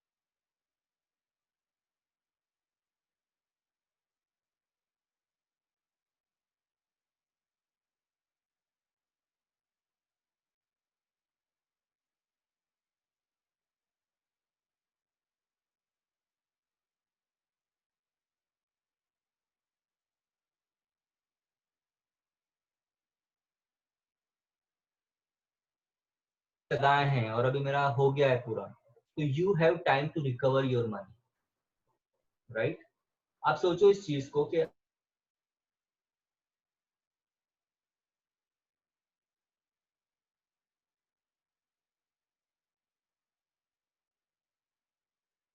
मेरे से बात करते हैं ना, 2 साल पहले उन्होंने बात करी, यहाँ पे मास्टर्स कर लिया, 2 साल बाद वापस दे केम बैक, और उनका जो एक चीज रहती है, और अभी we need to improve as a profession, हमारा प्रोफेशन ग्रो कर रहा है और डेफिनेटली हम लोग एक अलग लेवल पे पहुंचेंगे कुछ सालों में, मगर अभी का जो सिनेरियो वो तो यही है। आखिर यही बोलते हैं कि सर मास्टर्स नहीं किया था, बीपीटी नहीं किया था, तब 15,000 रुपये महीना मिलता था, अभी मास्टर्स कर लिया तो 25,000 30,000 रुपये महीना मिल रहा है। ये होता है हम लोगों के साथ में, राइट? वो 2 साल आप वहां पे दो, पैसा बैंक आपका दे रहा है एजुकेशन का, right? Definitely there is some paper work, आपको थोड़ा मेंटल स्ट्रेस से गुजरना पड़ेगा कि इतना पैसा मैंने लगाया है, ये करा है, मगर 2 साल के बाद आप वो पैसा रिकवर कर सकते हैं, उसमें मतलब कोई भी दिक्कत नहीं है, right? You have to just take a step action. So मैं नहीं चाहता कि आप ये फीस और ये वाली बात सुन के आप एकदम से पीछे हट जाए कि नहीं यार अपना अभी कुछ नहीं हो सकता, right? There are so many things actually that, मतलब आप डर जाते हैं हम लोग मन में, उस डर को तोड़ना बहुत जरूरी है, राइट? तो अभी डर को तोड़ना जरूरी है, तो डोंट स्टार्ट ड्रिंकिंग स्प्राइट के डर के आगे जीत है, पर डर के आगे जीत है actually, right? If you can kill your fear, you can definitely you can move. Himanshu, doctor Himanshu, मेरे स्क्रीन पर कुछ एक आ रहा है that requesting the remote control of your screen, should I approve it और डिक्लाइन इट? डिक्लाइन कर दीजिए sir, actually वो बीच में नोटेशन आया था, उसको रिमूव करने की कोशिश कर रहा था। ओके ओके ओके, ठीक है। तो सो गाइस बस 2 और स्लाइड है, then I will take your questions. So ये स्टूडेंट वीजा का फायदा है, ये स्टूडेंट वीजा का एक नुकसान है, मगर फायदा ये है कि आपको साथ में वर्क वीजा भी मिलता है और आप काम कर सकते हो वहाँ पे, और यू नो मतलब एक एक बस स्टेप लेना जरूरी है definitely. Let's see what is next. हाँ, तो इसके बाद I will just go back, क्या क्या क्या फायदे यूएस और कनाडा के, राइट? यूएस जाने का क्या फायदा है और कनाडा जाने का क्या फायदा है, यूएस जाने का क्या नुकसान है, कनाडा जाने का क्या नुकसान। सो यूएस जाने का जो फायदा है वो डेफिनेटली ये है कि US is a very strong economy as compare to Canada. US के जो डॉलर्स रेट है वो ज्यादा है, $1 अभी 70 रुपीज होगा, कनाडा में शायद 50-55 रुपीज के करीब होगा, तो वो फायदा आपको मिलता है यूएस जाने का। सेकेंड थिंग यूएस का ऐसा है कि स्टडीज तो दोनों जगह बराबर होंगी, ऐसा नहीं है कि यूएस में जाकर आप कुछ बहुत ऐसा अलग सीख जाओगे जो आप कनाडा में नहीं सीख सकते हो। और I will tell you guys one more thing, US Canada जाके भी आपको एकदम बहुत ऐसा नहीं सीख जाओगे जो आप इंडिया में नहीं सीख सकते। सब कुछ इंडिया में, यूएस में भी लोग वही मैगी पढ़ते हैं, वही सिंथेन हॉकिंस पढ़ते हैं, वहाँ के लोग भी वही हमारा कौन सी जो भी हम लोगों की रहेगी सुलेवन पढ़ते हैं, राइट? हम तो पढ़ाते हैं स्टूडेंट्स को, right? We teach student to pass the exam. मैं यूरोप पढ़ाता हूँ, मेरे फ्रेंड्स ऑर्थो पढ़ाते हैं, I practice here ortho in sports in Mumbai. So वो लोग कुछ अलग नहीं पढ़ते हैं। फिजियोथेरेपी ये 3-4 बुक के बाहर नहीं है। अगर आपने आपका मैगी अच्छे से पढ़ लिया, सिंथियन हॉकिंस अच्छे से पढ़ लिया, आपका बायोमैकेनिक्स, अगर आपने आपका किस्नर अच्छे से पढ़ लिया और आपका सुलेवन अच्छे से पढ़ लिया, इस 4 चीज के बाहर फिजियोथेरेपी नहीं है। आप कुछ भी कर सकते हो as a physiotherapist if you have gone through this book. So ऐसा है कि एजुकेशन डेफिनेटली दोनों जगह पर अच्छा रहेगा, एंड ऐसा नहीं कि हम लोग वहां जाके कम्पीट नहीं कर सकते। हम लोगों का बहुत ही अच्छा टेम्पो है, हम लोग बहुत ही अच्छे वहां जाके लोगों को कम्पीट करते हैं। तो यूएस का ये फायदा, यूएस का सिर्फ नुकसान जो है वो ये है कि अगर आप एकदम सही तरीके से यूएस जाना चाहते हो तो best way to go is on the student visa. आप वो चीज यूएस में नहीं कर सकते हो कि आप सीधे चले जाओ या आप सीधे आपका जॉब लग जाए, या वो चीज यूएस में नहीं हो सकता। So only thing of going to the US is the student visa. US का जो एक और फायदा है वो ये है कि जो यूएस का जो लाइसेंसिंग एग्जाम है उसमें सिर्फ थ्योरी एग्जाम होता है, प्रैक्टिकल एग्जाम नहीं होता। This is a big thing. US में सिर्फ थ्योरी का एग्जाम होता है, प्रैक्टिकल एग्जाम नहीं होता है। कनाडा का दूसरी तरफ जो नुकसान है, वहां पर आपने थ्योरी एग्जाम पास किया, उसके बाद आपका प्रैक्टिकल एग्जाम भी होगा। तो passing rate of a licence exam, passing the licence exam in the Canada is less than US. ऐसा नहीं आप नहीं कर सकते, हम लोग कर सकते हैं और सारे इंडियंस करते ही, हम लोग जितने को पढ़ाते हैं वो लोग करते ही है पास एग्जाम। बट वहां का बस नुकसान ये है कि वो दो चीजें, तो इट टेक सम टाइम। मगर आपके पास 2 साल की मास्टर्स के बाद आपके पास 3 साल है। अगर आपने पीआर ले लिया तो वापस इंडिया आने की कोई जरूरत नहीं, आप कुछ भी काम करो, आप लाइसेंस की प्रिपरेशन करो। I know people that they work as a gym instructor. बहुत सारे लोग थे जो कहीं और काम कर रहे थे, बहुत सारे लोग थे जो कि they were working as a massage therapist, बहुत सारे लोग थे जो कि they were working as assistant to a chiropractor. तो वो जो पीआर पे जाते हैं वो कुछ भी ऐसे आप काम कर सकते हो, राइट। आप सोशल सर्विस में कुछ काम करो और साथ में साथ आप अपना फिजियोथेरेपी का लाइसेंस का प्रिपरेशन करो। सो ये फायदा है कनाडा का। फायदा है कनाडा जाने का, फायदा ये है कि आप सीधा पीआर प्रोग्राम पे जा सकते हो, एक्सप्रेस एंट्री से आपका पैसा नहीं लगेगा। कनाडा का फायदा ये है कि वहां पर आपको स्टूडेंट वीजा के साथ साथ वर्क वीजा भी मिल जाएगा। तो अगर आपने स्टूडेंट वीजा कंप्लीट किया है और आपको लग रहा है कि यार मुझे अभी पैसे चुकाने, तो आप 3 साल और काम करो, आप अपना लोन चुकाओ, पैसे चुकाओ और कुछ कमा कर वापस लेकर आ जाओ। अगर लाइसेंस एग्जाम पास कर ले तो वहीं पे रुक जाओ। कनाडा का जो नुकसान है वो ये है कि पीआर में पता नहीं आपका नंबर कब आएगा, तो हो सकता है आपको स्टूडेंट वीजा पे ही जाना पड़े। दूसरा कनाडा का नुकसान जो हर किसी को लगता है कि वहाँ ठंड बहुत है। साल में 6 महीने, 7 महीने, 8 महीने वहां पर बर्फ रहती है। शुरू शुरू में बहुत फैसिनेटिंग लगता है कि वाह स्नो देखेंगे, ये करेंगे वो करेंगे, बट वो बहुत सारों को वो चीज पसंद नहीं आती। कनाडा का एक नुकसान ये है कि वहाँ का डॉलर रेट कम है। जहाँ पे यूएस में आपका $1 यहाँ पर 70 रुपए में कन्वर्ट होगा, वहाँ पे 50-55 रुपए में कन्वर्ट होगा। Definitely US is a strong economy, Canada is not that strong. So ये दोनों जगह के फायदे और नुकसान है। सो like I said, Rome was not built in a day, right? कोई भी सपना आपका एक दिन में पूरा नहीं होगा। आज अगर आप यहाँ से कुछ सीख कर जा रहे हो तो मैं चाहता हूँ कि आप एटलीस्ट अपना मन बनाओ, अपने पेरेंट्स को कन्विंस करो, समझाओ उनको कि व्हाट इज एट स्टैक। मेरे फादर ने मना कर दिया था मुझे, मेरे पास इतने पैसे नहीं है।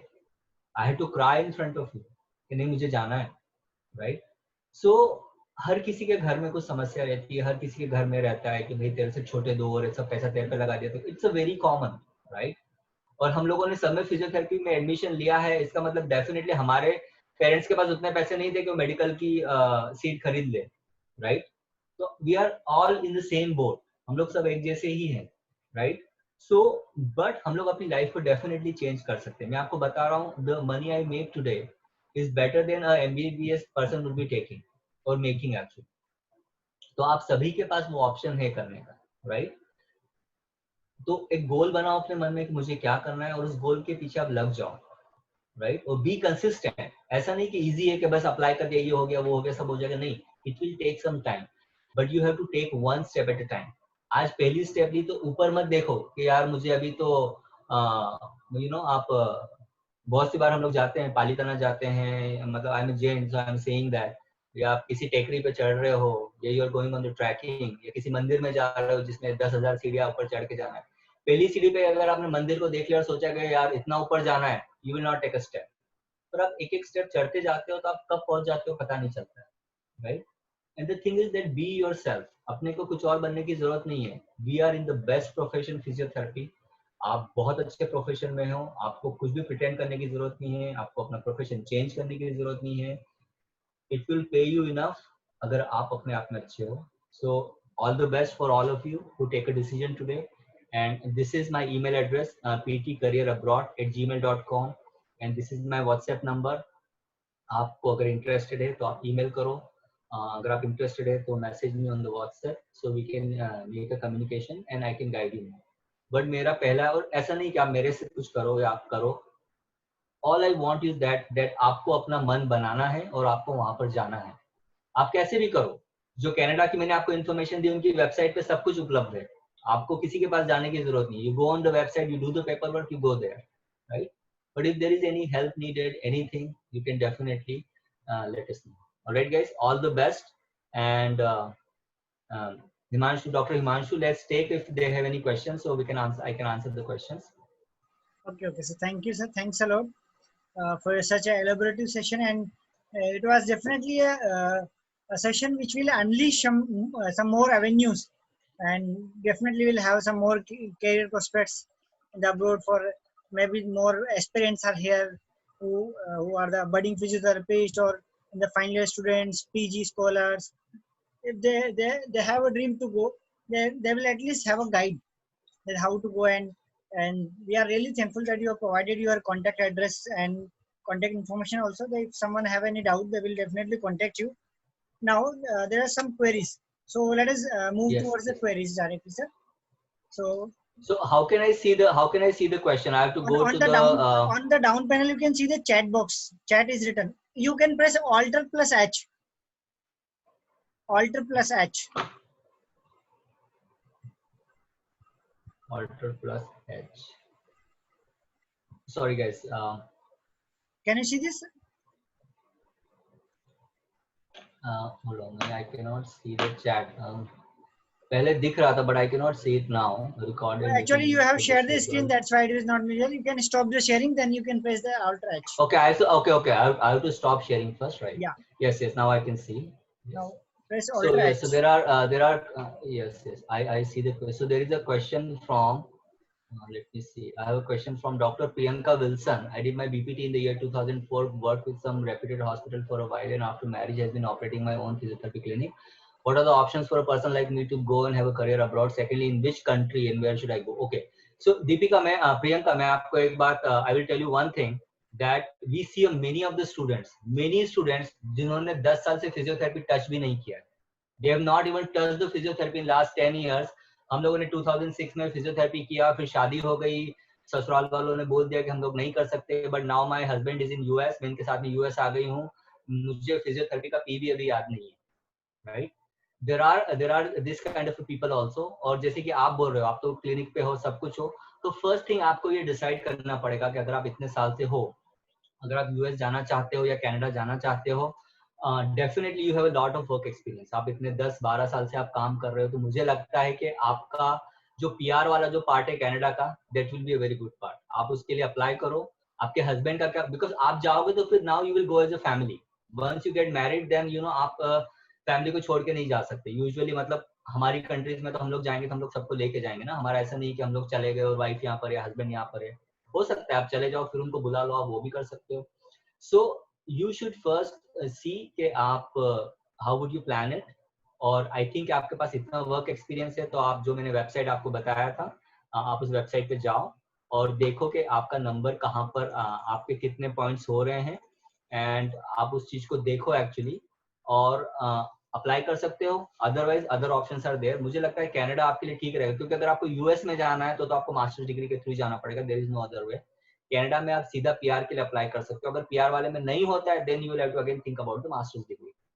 सो और वहां जाके, हाँ गाइस, तो एक this is one more thing. अगर आप सोच रहे हो कि मैं वहां जाके खुद की जॉब करूं या मुझे किसी कंपनी के लिए जॉब करना पड़ेगा, यूएस में जब तक आपका ग्रीन कार्ड नहीं रहता है, आपको किसी कंपनी के थ्रू ही जॉब करना पड़ेगा. आप अपना खुद का क्लिनिक नहीं खोल सकते. कनाडा में if you are going on the PR, आप अपना खुद का क्लिनिक खोल सकते हो, मगर उसके फिर बहुत सारे दूसरे इश्यूज हैं कि आपको वहां का रेंट देना है, आपको एक अपना एक नाम बनाना है. पेशेंट क्यों आएगा आपके पास पहली बार में, राइट? जैसे यहाँ पर आपने क्लिनिक शुरू करा 2004 से, तो आपको पता है कि how much is take to run a clinic. Same issues आपको वहां भी होंगे. तो मुझे लगता है कि you should try for the PR first, and then अगर वो नहीं होता है, then student visa is always there. In the pandemic situation applying for श्रवणी, I would say that, but एक चीज है कि स्टूडेंट वीजा के लिए वो लोग कभी मना नहीं करेंगे, बिकॉज स्टूडेंट वीजा पे उनको पैसा मिलता है, right? So even if you will apply now also, they will give you the admission. But वो हमारा रिस्क है कि हम लोग उस सिचुएशन में यूएस जाना चाहते हैं नहीं, बिकॉज यूएस का हालत अभी बहुत खराब है. So you wait for some time, you see how the thing goes, and then apply. Apply तो आप कभी भी कर सकते हो. अगर आप अभी भी करोगे तो आपको एडमिशन तो डेफिनेटली स्टूडेंट वीजा पे मिल जाएगा. और गाइस, स्टूडेंट वीजा पे आप कहीं भी अप्लाई करो, they will give you the admission, because उनको तो स्टूडेंट वीजा का फीस मिलता है. उनको उसमें कुछ फर्क नहीं पड़ता कि दे कि नहीं दे एडमिशन, राइट? डेफिनेटली आपका एक सही यूनिवर्सिटी से आपका एडमिशन लेटर होना चाहिए. So I think the fall 21 would be a good option. अभी भी, वैसे भी अगर आप अभी प्रिपेयर करोगे अप्लाई करने के लिए, तो तब तक का स्प्रिंग या फॉल तक का टाइम आ ही जाएगा. Sir, what's the pandemic situation as you know about the Atmanirbhar Bharat? So after a few years in India, government allowed to job out of India. Atmanirbhar Bharat, I don't think that anything is, our thing is going to change anything. It means when they are talking about the Atmanirbhar Bharat, they are talking more about the manufacturing and all that. Indian government will never in the Atmanirbhar Bharat, Indian government will never stop you from going out of the country. आत्मनिर्भर भारत में वो आपको country से बाहर जाने के लिए नहीं रोक रहे हैं, वो मैन्युफैक्चरिंग सेक्टर के लिए कि आप यहीं पर सब कुछ बनाओ तो ताकि हमको दूसरे कंट्री से कुछ खरीदना नहीं पड़े. तो आई don't think that Indian government will ever stop you going out. आप आज भी अगर चाइना में जाके जॉब करना चाहते हो तो आप कर सकते हो, नोबडी विल स्टॉप यू. तो ऐसा कोई नियम नहीं है कि आत्मनिर्भर भारत में आप बाहर नहीं जा सकते हो. आप बाहर जाके भारत को आत्मनिर्भर बनाओ. I will tell you one thing guys, अगर आप यूएस जाते हो उससे इंडिया को क्या फायदा है. आई विल टेल यू, आप जब यूएस जाते हो तो आप वहां से फॉरेन करेंसी इंडिया भेजते हो. आप अपने घर पे पैसे तो भेजोगे. आज आपने $5,000 भेजे, $7,000 भेजे, $10,000 भेजे. आपके घर वाले डॉलर तो यूज नहीं कर सकते मार्केट में जाके, तो वो डॉलर वो किसी बैंक में जमा करके पैसे लेंगे उनसे इंडियन रुपीज. तो $5,000 $10,000 जो उन्होंने गवर्नमेंट को जमा करे हैं, that is the forex, foreign exchange of the government. Government के पास डॉलर्स कहाँ से आते हैं? कोई यूएस वाला इंडिया को गवर्नमेंट डॉलर थोड़ी ना दे देगा कि लो भाई आप ये $10,000 ले लो, अगर आपको मार्केट में कुछ खरीदना है तो कुछ इससे खरीद लेना. इंडियन गवर्नमेंट को डॉलर्स हम लोग ही देते हैं. इंडियन गवर्नमेंट को डॉलर कहाँ से मिलेंगे? और वो डॉलर, और मार्केट में आप इंडिया को अमेरिका से कुछ खरीदना है, इंडिया को चाइना से कुछ खरीदना है, इंडिया को कहीं से कुछ खरीदना, तो वही डॉलर वो यूज करेंगे. तो you are helping your country also by sending money here. I am BPT 4th year student, can I apply to visa after doing internship? आप कौन से वीजा की बात कर रहे हो श्रुति? अगर आप H1B आप वर्क वीजा की बात कर रहे हो तो सीधा वर्क वीजा नहीं मिलेगा आपको, आपको स्टूडेंट वीजा के थ्रू जाना पड़ेगा. और आप कनाडा में अपना पॉइंट सिस्टम करके देख सकते हो, बट मुझे लग रहा है कि अगर आप एकदम फाइनल ईयर में हो तो आपके पॉइंट उतने रहेंगे नहीं कि आपको सीधा पीआर मिल जाए. I am BPT 2nd year student, so I have time. So if you are BPT 2nd year student, so I will suggest you 2nd year 3rd year 4th year बहुत अच्छे से पढ़ाई करो and then you think about it. You have enough time. 2nd year 3rd year 4th year BPT पे आप बहुत अच्छे से ध्यान दो. You have enough time after that. Alright. Sir, what's name of the license exam which type of course useful from Canada for PT? So the name of the license exam, Mahesh, for Canada is PCE, right? And the name of the license exam in US is NPTE, National Physical Therapy License Exam. कौन से courses आपको Canada में अच्छे रहेंगे? तो same thing आप exercise science में कर सकते हो. Yes, PCE is for the Canada. PCE is for the Canada, right? And for US it's NPTE. So आप PCE देखोगे तो आपको मिल जाएगा. और कौन से कोर्सेज आप कनाडा से कर सकते हो? तो 2 साल के जो कोर्सेज रहते हैं उसके अंदर generally masters in exercise science, masters in physiology आप जा सकते हो आप, और दूसरी चीजों के लिए 2 साल के कोर्सेज रहते हैं, आप उसमें जा सकते हो. 1 साल का जो कोर्स रहता है वो 1.5 साल के जो रहते हैं वो डिप्लोमा इन फिटनेस रहता है, डिप्लोमा इन सोशल सर्विसेज रहते हैं. ऐसे कोर्सेज में भी आप जा सकते हो. फिजियोथेरेपी के कोर्सेज नहीं रहेंगे उसमें. तो वहां पर एमपीटी के कुछ कोर्सेज नहीं रहते Mahesh. And I would personally suggest you guys, आप किसी फिजियोथेरेपी में के कोर्स में ना जाएंगे तो वो ज्यादा अच्छा रहेगा. I will tell you the reason. देखो, हमारा यूएस जाने का और कनाडा जाने का गोल क्या है कि we can make some money. Definitely we are going to get the knowledge also. मगर आप यूएस में तो फिजियो के किसी कोर्स में अपने को जाना नहीं है. डीपीटी हम लोगों को नहीं करना है. आप कुछ करो या ना करो, डीपीटी के लिए अप्लाई नहीं करना है. आप मुझसे कभी भी पूछोगे, सीधा डीपीटी के लिए हम लोग अप्लाई नहीं करने वाले. $100,000 $70,000-80,000 फीस देके डीपीटी में जो यहाँ पढ़ा है वही वहां जाके पढ़ना इज यूजलेस. इतना पैसा है तो यहाँ किसी बिजनेस में लगा के स्टार्ट बिजनेस किया. तो एमपीटी के कोर्स में हम लोग नहीं जाएंगे. हम लोग किसी ऐसे कोर्स में जाते हैं. हाँ, योगा टीचर्स के लिए आप जा सकते हो. Yes, you can be go for course. अगर योगा का कोई 1 साल का कोर्स है तो आप जा सकते हो. फिटनेस इंस्ट्रक्टर के, तो हम लोग सीधे साधे कोर्स के लिए जाएं ताकि आपको वहां जाके ज्यादा पढ़ाई नहीं करना पड़े और आप अपना पूरा फोकस लाइसेंस एग्जाम पे दे सके. क्योंकि वहां जाने से नहीं हो जाएगा, वहां पे लाइसेंस एग्जाम भी आपको पास करना है. अगर आपने किसी ऐसे कोर्स में एडमिशन ले लिया कि पूरा दिन रात उसी कोर्स को पूरा करने में ले गया तो आप लाइसेंस एग्जाम पास नहीं कर सकते. ठीक है. सो आई वुड सजेस्ट कि आप किसी ऐसे कोर्स के लिए जाइए. How is the study pattern in US like master? So I will tell you, it's very easy guys. हम लोग, मैं आपको बता रहा हूँ, the study in US and Canada is very easy. वहाँ पे क्लासेस कैसे लगती है? सप्ताह में 3 दिन क्लास लगेगी, 3 घंटे की एक क्लास रहेगी और सप्ताह में 3 घंटे की क्लास लगेगी, 3 दिन क्लास लगेगी. तो जो मान लो वहाँ पे क्रेडिट्स लेना पड़ते हैं. More detail than what I am saying right now. But अगर आपने 9 आवर्स के लिए तो आपकी 9 घंटे पूरे सप्ताह में 9 घंटे क्लास लगेगी. हो सकता है कोई प्रोफेसर 1.5 घंटे के 2 लेक्चर ले ले तो उसके 3 घंटे पूरे हो गए तो उसकी क्लास पूरी हो गई. जैसे मान लो 3 क्लासेस आज आपकी इस एनाटॉमी, फिजियोलॉजी और आपने बायोमैकेनिक्स लिया फॉर एग्जांपल.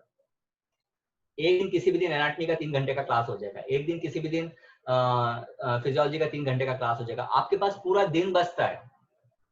हम लोगों के पास यूएस में पूरे पूरे दिन बचते थे, सिर्फ शाम को हम लोगों को क्लास जाना रहता था, 7 नहीं करीबन 5 से 8 बजे तक रात को क्लास रहती थी, वो भी सप्ताह में 3 दिन।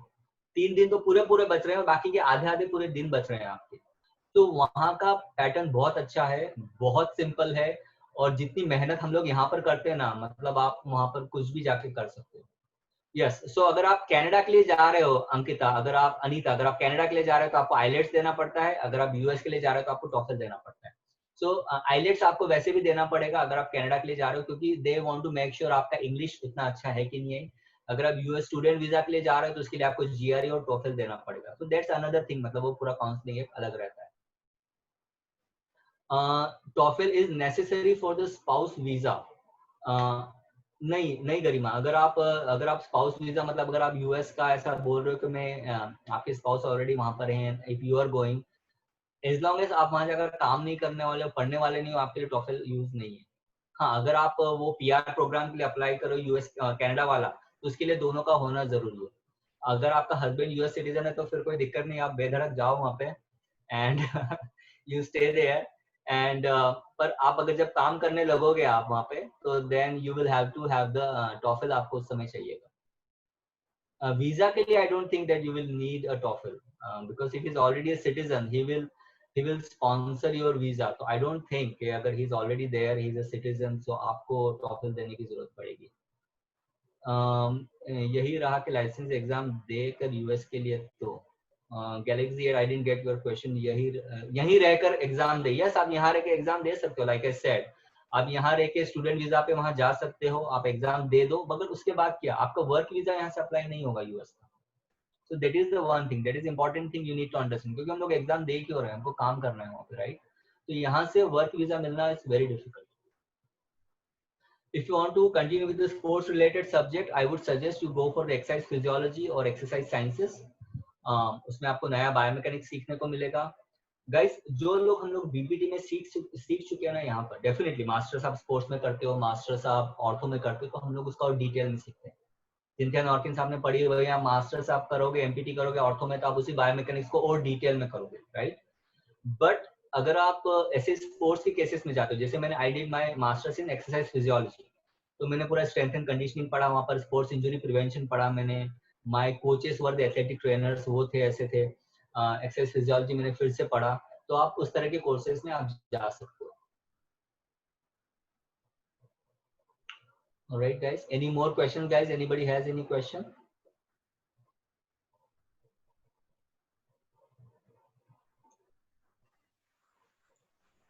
So sports right guys, I hope I understand। हाँ, आपको और भी कुछ questions है तो I will be here for more time, I can stay, अगर आपके मन में कुछ भी questions है, कुछ भी है, I think we have तो let almost me know covered any the kind of। question, pandemic situation and all. Okay. अगर आपका question छूट गया है मुझसे, अगर आपने पहले लिखा है वो मैंने देखा नहीं है, तो आप फिर से you can type your question। Sir, Punjab की कोई university master in osteopath NMS in Cairo provide कर रही है from course in Punjab। I know that they are applying and there are some osteopathic course they are doing which is affiliated from Canada, Ontario का एक Ontario university करके है, और वो सभी है। So I really don't know actually कि उसका आपको कनाडा में कितना फायदा मिल सकता है, but मैंने देखा है कि there are Ontario colleges giving some osteopathic course और MSc in chiropractor। मुझे नहीं पता कि उसका कितना फायदा आपको यूएस और कनाडा में मिलेगा। अगर if they are saying that then they should उनको पता होगा एक्चुअली, मुझे I don't know anything about it, so I will not like to comment anything।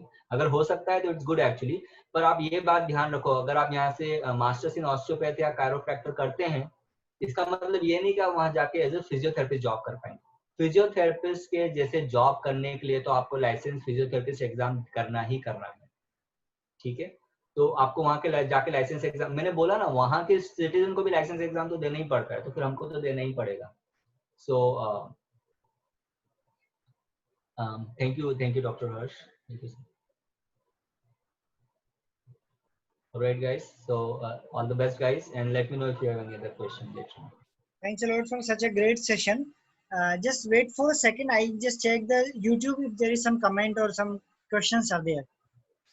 Okay okay, आप हाँ बिल्कुल यहाँ पूछ लो. आई विल वो यूट्यूब के क्वेश्चंस यहाँ पर नहीं आते ना directly, they are not coming here.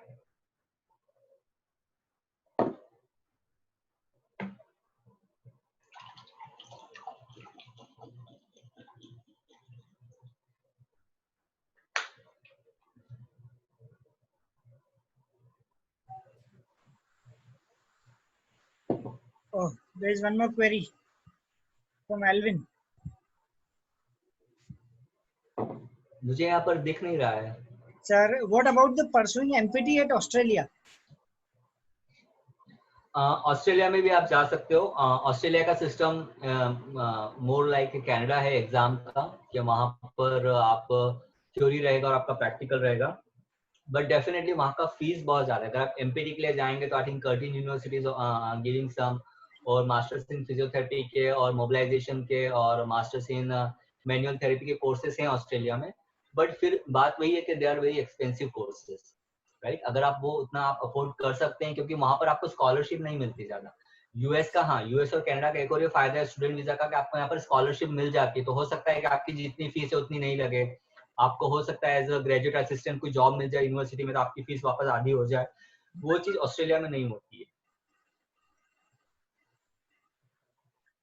Okay, sir. Yes There Garima. is so one अगर आप more. अगर आप या गरिमा अगर आप शिकागो जाने वाले हो, तो शिकागो में इलिनॉय में क्या रहता है कि जो आपका जो क्रेडिट इवैल्यूएशन रहता है, राइट, जो मैंने आपको बोला था एफसीसीपीटी से आपको अपना डिग्री इवैल्यूएट कराना पड़ेगा. तो आप जाओ वहां पर, आप जिस भी जगह पर जाते हो, जिस स्टेट में आप रहने वाले हो, आप उस स्टेट के लिए, तो जब आप अप्लाई करते हो तो आपसे पूछेंगे कि आप कौन से स्टेट में आप जॉब करना चाहते हो. तो उस स्टेट के हिसाब से वो आपका डिग्री इवैल्यूएट करके देंगे आपको. अगर आप शिकागो जा रहे हो तो इलिनॉय के हिसाब से वो आपको करके देंगे. बट आई सजेस्ट एवरीवन कि आप सबसे पहले न्यूयॉर्क का तो इवैल्यूएशन जरूर कराओ, भले आप न्यूयॉर्क में रहने वाले हो नहीं रहने वाले हो. न्यूयॉर्क, डेलावेयर, ये थोड़े स्टेट्स हैं जहाँ का इवैल्यूएशन बहुत इजी रहता है. तो हो जाता है आप न्यूयॉर्क का लाइसेंस लो. तो हाँ guys, this is very important कि अगर आप जो लाइसेंस लेते हो वो किसी एक स्टेट का नहीं रहता, वो पूरे यूएस का लाइसेंस रहता है. उस लाइसेंस से आप कहीं भी प्रैक्टिस कर सकते हो. जैसे मान लीजिए आपने न्यूयॉर्क का इवैल्यूएशन कराया आपको, और आप कहीं पे भी बैठ के एग्जाम दे सकते हो. ऐसा नहीं कि न्यूयॉर्क के एग्जाम देने के लिए आपको न्यूयॉर्क जाना पड़ेगा. तो अपने न्यूयॉर्क का आपके पास लाइसेंस आ गया, उस लाइसेंस को आप शिकागो ट्रांसफर कर सकते हो फिर, क्योंकि पूरे यूएस का लाइसेंस तो एक ही है. तो आप जैसे आप 3 जगह का स्टेट का एक साथ अप्लाई कर सकते हो. एक आप शिकागो के लिए अप्लाई कर दो, एक आप न्यूयॉर्क के लिए अप्लाई कर दो, एक और किसी स्टेट के लिए आप अप्लाई कर दो, राइट. और आपका इवैल्यूएशन आ जाएगा. हो सकता है शिकागो वाले बोलेंगे कि नहीं, आपके 5, 10, 15 क्रेडिट्स लेके तो आप अभी एग्जाम नहीं दे सकते हो. उसी समय न्यूयॉर्क वाले बोल सकते हैं कि नहीं, as a New York you are eligible for taking the exam. तो आप न्यूयॉर्क के नाम पे एग्जाम ले लो और बाद में अपना लाइसेंस शिकागो पे ट्रांसफर कर दो. आप ऐसा भी कर सकते हो. बट यस, वहां पर स्टेट वाइज रूल अलग अलग रहते हैं. आप एक क्वेश्चन बोल रहे थे, एल्विन किसी ने पूछा था. What was the question? It was about what about pursuing MPT at Australia? It has been already addressed. अच्छा, हाँ, यस, हाँ, वो There एड्रेस is कर one दिया more गया. query from I think Himanshi Gupta.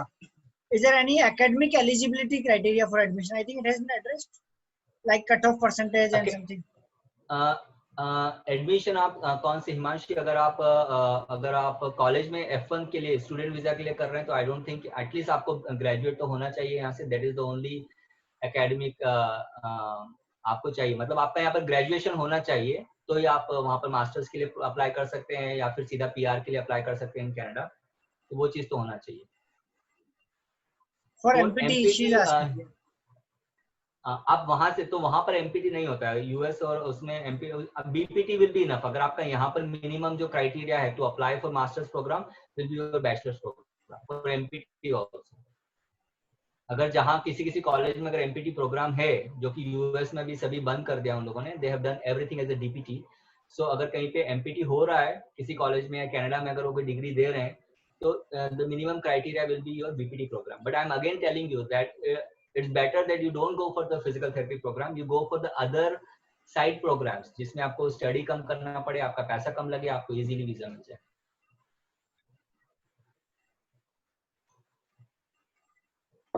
So there is one more interesting question from how many attempts are there for licensing examination?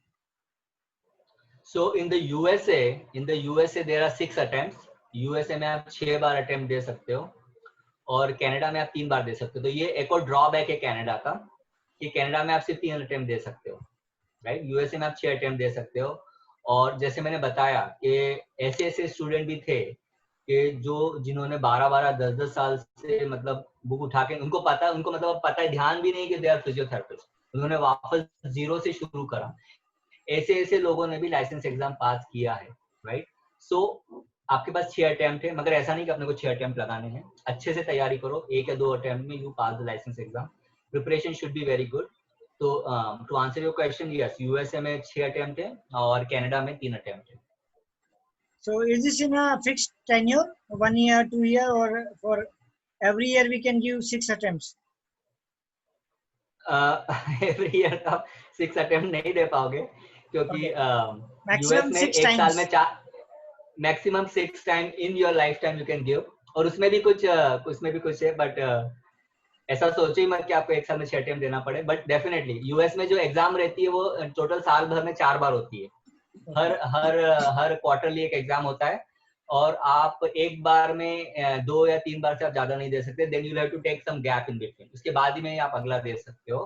Canada में भी है, कनाडा में 4 बार होता है एग्जाम, बट आपको एकदम से आप एक ही साल में वो तीनों अटेम्प्ट नहीं ले सकते, और जनरली लोग लेते भी नहीं है। They don't take that risk कि अरे 2 अटेम्प्ट हो गए, अभी लास्ट 3rd बचा है, मैं वापस से ले लूंगी तो प्रिपेयर नहीं हुआ तो क्या हुआ। सो एक साल में टोटल 4 अटेम्प्ट रहते हैं, पर आप 4 कंसेक्यूटिव नहीं ले सकते। There is some regulations for it. But आप ऐसा सोचो मत कि मुझे 6 अटेम्प्ट लगेंगे। अगर 6 अटेम्प्ट सोचा तो फिर 6 अटेम्प्ट ही लगने वाले हैं। So there is one more query. What about the English proficiency test, TOEFL and ELTS? हाँ, शेरवानी, मैं आपका आंसर करता हूँ। Let me answer this English proficiency test first. Yes, तो अगर आप कनाडा जाते हो तो आपको आइलेट्स का एग्जाम देना पड़ता है, जिसमें आपको कम से कम 6 to 7 पॉइंटर आपको लेकर आना पड़ता है। अगर आप ये कनाडा जाते हो, अगर आप यूएस जाते हो तो आपको टॉफल देना पड़ता है। यूएस में अभी अभी सारे स्टेट ने टॉफल मैंडेटरी कर दिया, पहले ऐसा नहीं था, अभी तो टॉफल देना पड़ेगा।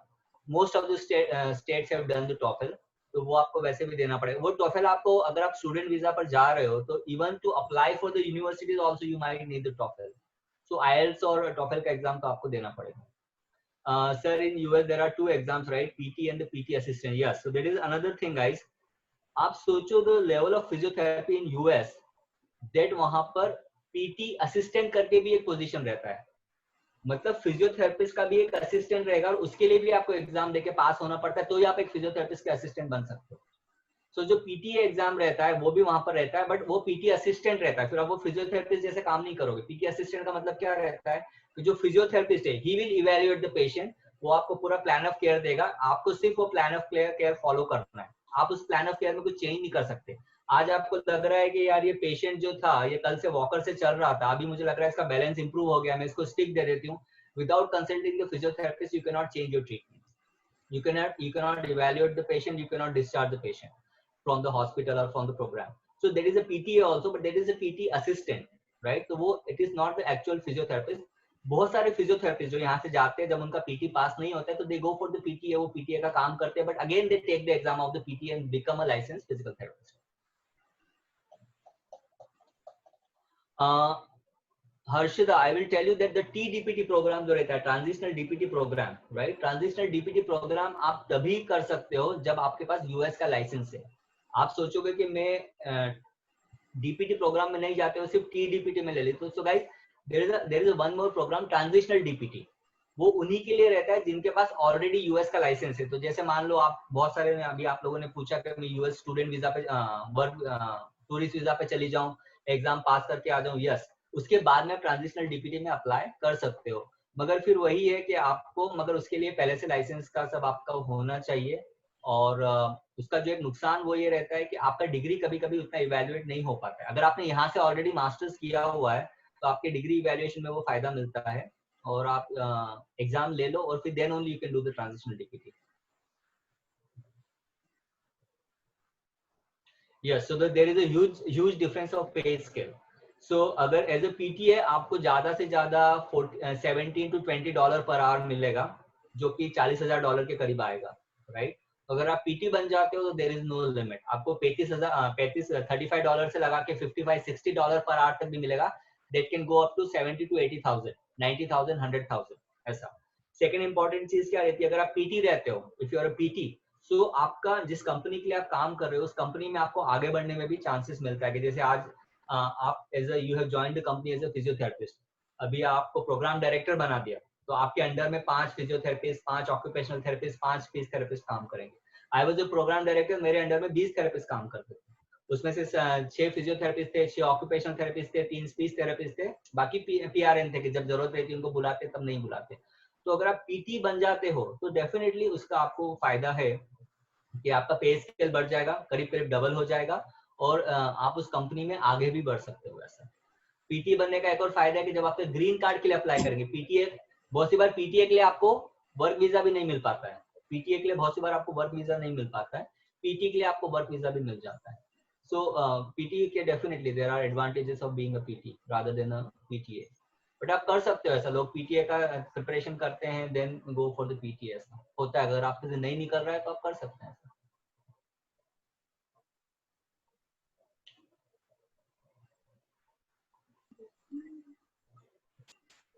Yeah. Thanks, sir. Thanks a lot for. We have addressed a lot of questions, and it is around 2 hours. Yes, yes. We initiated the session, so it means that Yes, it yes. is the aura of the session that we have lots of learning here, and it was an excellent session.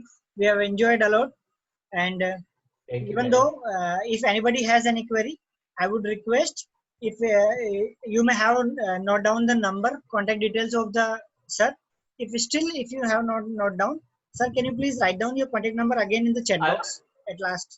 yes, yes, I will write my contact number also, Yeah. and So if somebody has not been noted before, then it is for the information. You can get it, yeah, so and then this is my phone number you can have, and I will also just give me 1 second, I will share my email address also, या अगर आप उस पर email भी करेंगे तो I can answer you. Email के लिए guys I always have to look for the so, PT career abroad, right? सही spelling at gmail. This is PT career abroad at gmail.com, right? Can we prepare from the same books you told? Yes, विधि हम लोग पढ़ाते हैं licence के लिए, NPT के लिए, PC के लिए, these are the only book we recommend. एक कार्डियो के लिए एक रीड एंड चेक करके आता है, वो भी हम लोग एक्स्ट्रा पढ़ने को बोलते हैं, but that is only for the PC people. अगर आपने सुलेवन अच्छे से करा हुआ है, अगर आपने मैगी अच्छे से करा हुआ है, और आई एम टेलिंग यू कि इसके अलावा कुछ भी नहीं है. But definitely the exam, the type they ask the question is very different. I will give you just one example कि आप 11-12 का सोचो, जब हम लोग 11-12 में थे तो फिजिक्स, केमिस्ट्री, बायो, मैथ्स सभी के लिए एक जैसा था, मगर वही फिजिक्स, केमिस्ट्री, बायो का आईआईटी में क्वेश्चन पेपर अलग आता था, आपका स्टेट पीएमटी में अलग क्वेश्चन पेपर आता था, आपका स्टेट पीईटी में अलग क्वेश्चन पेपर आता था. फिजिक्स, केमिस्ट्री, बायो, मैथ्स तो वही था, उसमें कोई चेंज नहीं था, but the way they ask the question make it difficult. Same thing here, the physiotherapy is the same everywhere. The way they ask the question of the NPT and the PCE, that makes it different. और दोनों का pattern अलग अलग है, तो आपको decide करना है whether you want to go for PCE और NPT. दोनों में थोड़े अलग अलग क्वेश्चंस आते हैं. PCE में आपको पूरा केस स्टडी टाइप आता है, एक केस स्टडी पे 4 क्वेश्चंस रहते हैं. NPT में ओनली 4 ऑप्शन टाइप क्वेश्चंस रहते हैं, सिंगल क्वेश्चंस रहते हैं, तो वो डिफरेंट है. PCE का फुल फॉर्म है physiotherapy competency exam, physiotherapy competency exam, और एनपीटी का फुल फॉर्म है national physical therapy licensure exam. thanks, sir. Thanks a lot for Alright guys, spending such a great time and to delivering such a great session for us. We are really honored to have you alright with guys, us, and we are so much thank you grateful guys. to you that you spare the time. And Yes, we will hope for the thank you such so much contribution in guys. future Yes. too. Yeah. Yes, sir. Yes, please. Alright. Okay, thank you so much guys, and all the best for all of you. And again, I will just say the same thing to again, I just want all of you to go higher in the life, and there should not be any fear guys. The fear is the only thing which prevents you from doing anything. आप एक step लो आगे, रास्ते अपने आप धीरे धीरे खुलते जाएंगे. ऐसा नहीं कह रहा हूँ कि the things will be much easier. It will be difficult, but difficult things has great advantages in the life. So all the best guys. Thank you, sir. Thanks a lot for even motivating us and to bringing us to achieve more. And we'll definitely, many of us may have a dream to go abroad, to study there, to work there, Definitely. and they will have a guide today. They'll have a motivation. Yes, They'll have definitely. again uh, inherit motivation. Yes, now we'll start again, and definitely will do it. Definitely, guys. Thank you so much, sir. And at All last, right, guys. I have a information that from tomorrow onwards, we are trying to shift the application to use for the webinars. As we have get some queries from some of the our participants and all. As for the Zoom, it is not an Indian app, so we are trying that from tomorrow we will use another application, another mode of communication for our next webinars, upcoming webinars. It may be a Google Meet or maybe some other platform. So I would request you all to please convey this message to all of your friends, seniors, faculty members, colleagues, juniors, anyone who has joined us, because almost 5,000 participants has joined us in this 1 month for our these webinars and all. So any of your contact who has joined our webinars, kindly convey them our message. Then we are going to shift the platform for webinar from tomorrow onwards. And I will definitely mail to each and every participant. Please be updated. And if you will get the mail, your some of your colleague is not getting, you can convey the message and forward this. Most probably it would be on the Google Meet or in on the free conference call application. So from tomorrow onwards, we are trying to take to use some Indian application for this webinar platform with your love and supports. And now tomorrow we have a session with Dr. Shweta Dhamani ma'am on the prevention of sports injuries and adolescent athletes. So it is being scheduled tomorrow at 9 p.m. So please stay tuned, stay safe, and be in touch. And please keep watching your email IDs. I will definitely update you till tonight about the next uh, application and the registration. Sorry, not registration, and link to join the webinars. So, and thanking you for such a great cooperation and patient listening. So thanks a lot to you all. Yeah, Indian app, Google Meet is an Indian app. Say namaste. We are not so much comfortable for this. Actually, I have not tried for it. So we'll try from where we can best deliver our session. So definitely, thank you. Thank you so much. Thanks a lot, sir, for sparing your precious All time to right, us. guys. Mindset, we Yes, are yes. really All right. grateful to you and honored to you. And we'll No definitely problem. contact you for some other queries if we'll have. Definitely, definitely. Ajay. Thanks. Thanks a lot. Chali, I will take a leave now. Yes, guys. Thank you, guys. Okay, sir. Thanks.